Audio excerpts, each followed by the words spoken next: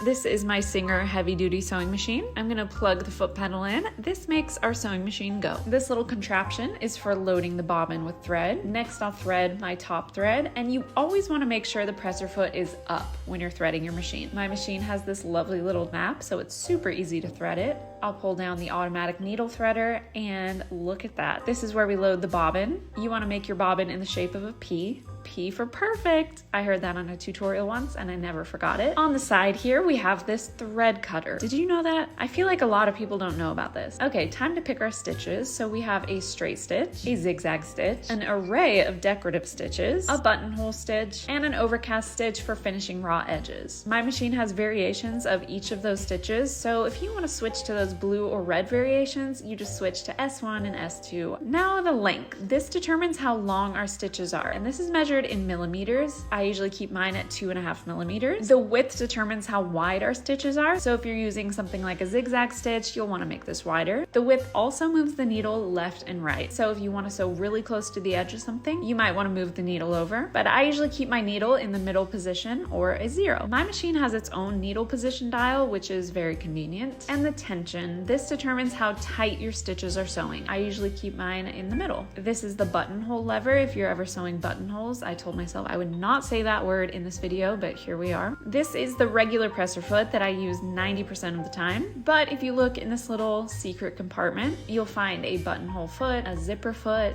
a button foot, and this little turn key to loosen the needle if you want to change your needle. This little hand wheel on the side, you always want to turn this towards you, never away, and this manually moves the needle up and down. This is the reverse stitch. So you always want to start and end your seams with a reverse stitch, and this reinforces everything. On this metal plate, we have the seam allowance guide. You can line your fabric up with these lines to make sure you're sewing the correct seam allowance every time. These little teeth are called the feed dogs. I don't know who named them feed dogs, but these carry your fabric along as you're sewing. Speaking of feed dogs, this little compartment comes off, which is great if you're sewing something narrow like a pant leg. But back here is also the drop feed lever. This will drop your feed dogs down if you so desire.